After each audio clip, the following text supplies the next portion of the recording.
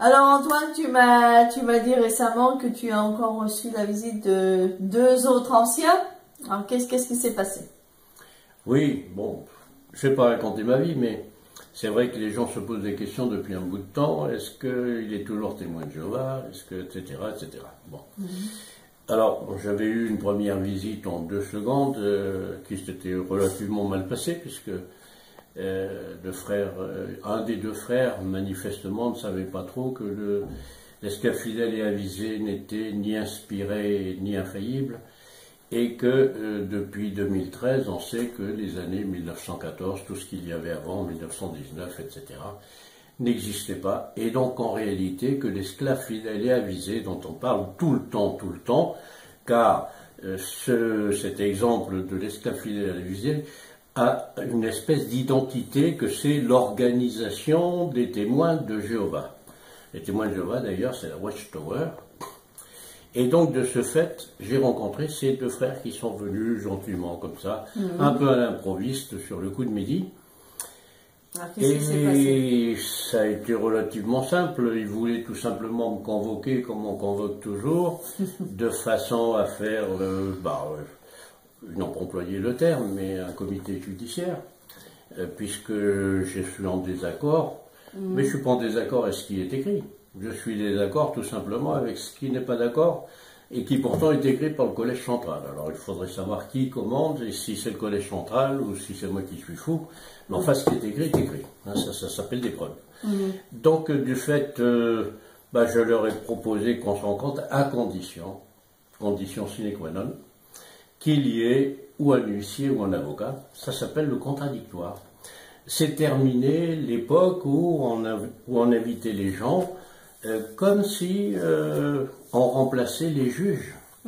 Or, il n'y a personne qui peut remplacer les juges. Alors, il est bien évident qu'il faut faire la part des choses entre quelqu'un qui aurait commis le mal dans le cadre de ce qu'on appelle l'association de loi de 1901. 1901, ça peut être des gens qui sont associés pour un club de pétanque, par exemple, ou au football.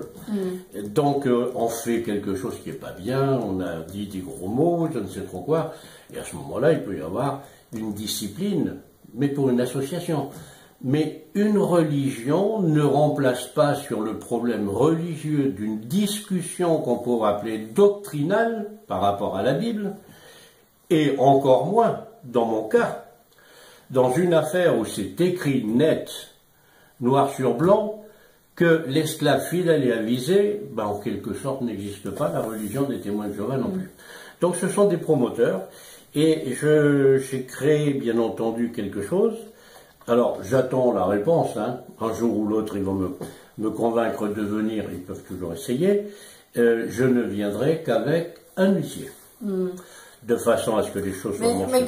Mais comment ça s'est passé? Plus la conversation, comme tu m'as dit au téléphone, je me suis même bien marrée. La conversation était relativement, je ne vais pas raconter les choses les unes après les autres, mais ça a été une conversation où évidemment on ne pouvait pas tomber d'accord. Je ne dirai pas les mots que j'ai employés. Ceci étant, il est bien évident que j'ai posé la question, comment pouvons-nous nous mettre d'accord sur quelque chose où chacun sait que c'est écrit par l'organisation elle-même, dans les tours de garde, ce que je dis. Donc, d'une manière ou d'une autre, on ne peut pas être d'accord sur le plan doctrinal. Ouais. Alors, la question qui se pose, c'est, est-ce que je me soumets à quelque chose qui sont des pensées d'hommes? Or, les Écritures nous disent que l'on ne suit pas un homme. Moi, je suis le Christ. Je suis Dieu, d'accord, mais pas des hommes. Et je ne me soumettrai pas donc à une tyrannie qui serait une tyrannie intellectuelle. Donc j'ai fait quelque chose que les uns et les autres pourront recevoir.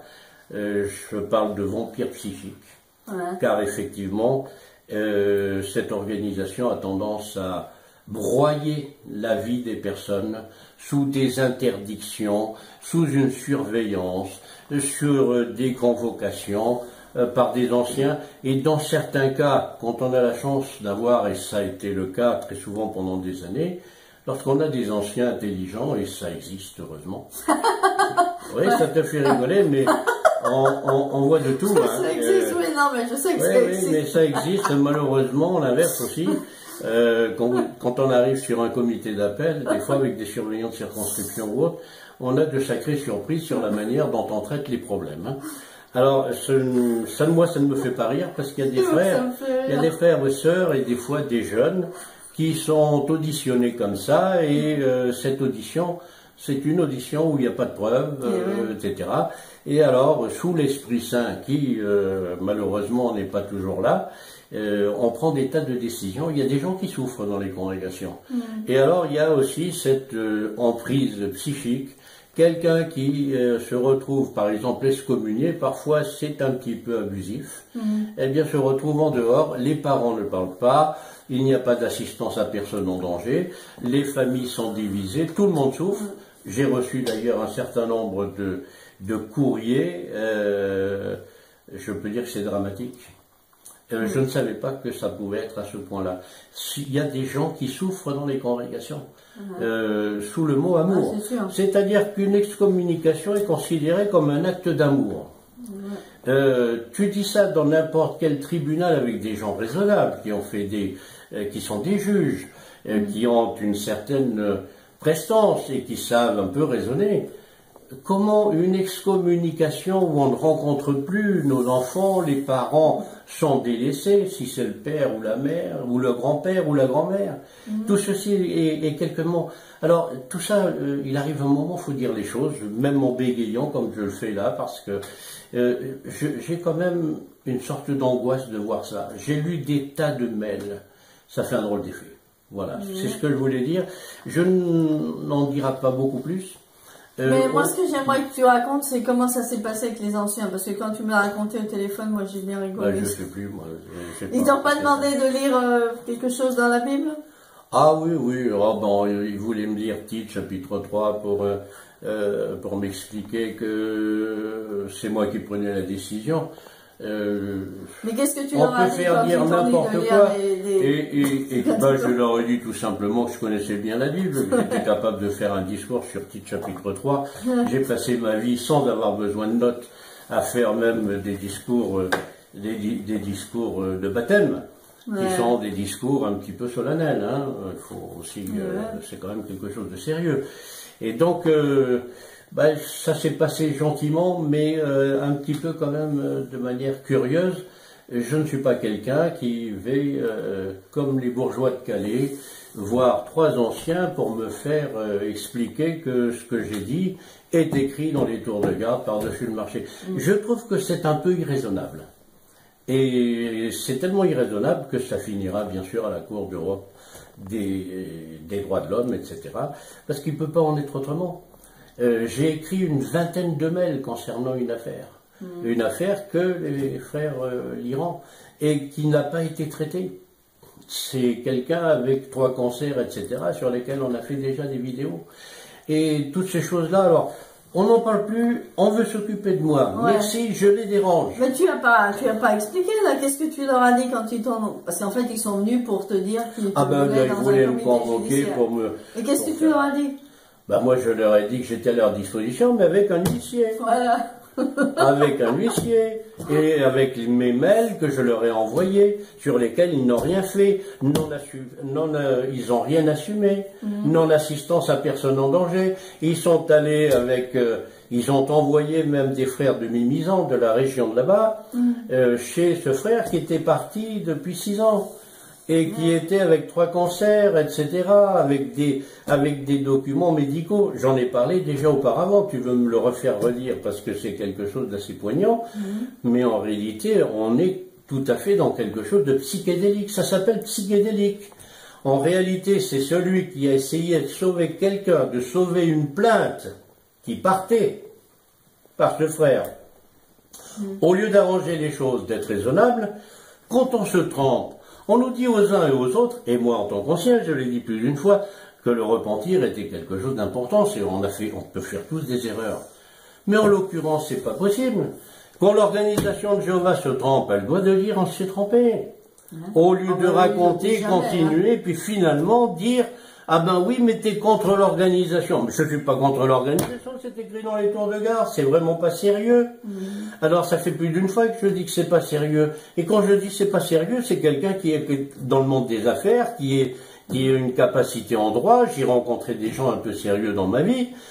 Et puis quand je suis en arrivé à ce point-là, de dire c'est pas sérieux, je suis pas quelqu'un qui a l'habitude comme ça, ou d'insulter ou autre. C'est parce que ça n'est pas sérieux. On ne peut pas dire que ce qui est blanc est noir, tout simplement pour s'incliner devant l'organisation. Mais ça, c'est s'incliner devant des hommes, devant des pensées d'hommes. Moi, je me rappelle quand on allait sur Boulogne-Billancourt, j'ai connu quelqu'un qui était le président à l'époque, qui doit avoir 95 ans aujourd'hui, je ne dirais que son prénom, Léopold, qui disait « On ne suit pas un homme.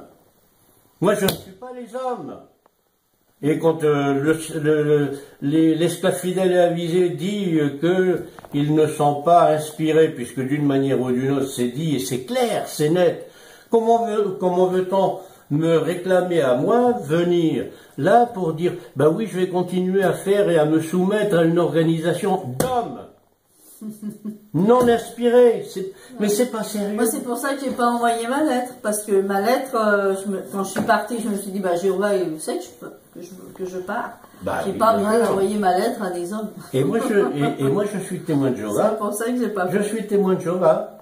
Et ça les enquiquine, parce que moi, je suis ce que dit la tour de garde. Et si la tour de garde dit qu'ils ne sont pas inspirés, ils ne sont pas inspirés. Ou alors, ils se moquent du monde. Ça s'appelle de l'escroquerie. C'est de l'escroquerie mentale, c'est de l'emprise psychique. Et puis, je parlerai un jour aussi d'une étude que je suis en train de faire, qui a été faite aussi par une cour qui, ça s'appelle une enquête parlementaire sur laquelle il est question des lois de 1901, etc. L'organisation de Jéhovah doit, comme chacun, obéir avec Romains chapitre 13, versets 1 et 2. Alors, ceux qui recevront ce courrier recevront ça, mais n'importe quel ancien connaît ça. Romains chapitre 13, versets 1 et 2, voilà, il est question des faux juges, c'est mon thème. Les faux juges sont-ils illégaux, même selon la Bible? Alors voilà, les règlements intérieurs n'autorisent pas à s'ériger en juge d'affaires criminelles ou d'affaires pénales. On ne peut remplacer les autorités, selon l'épître de Paul aux Romains, chapitre 13, versets 1 et 2. Que toute personne soit soumise, c'est l'apôtre Paul qui parle, aux autorités supérieures, car une autorité n'existe sans la permission de Dieu.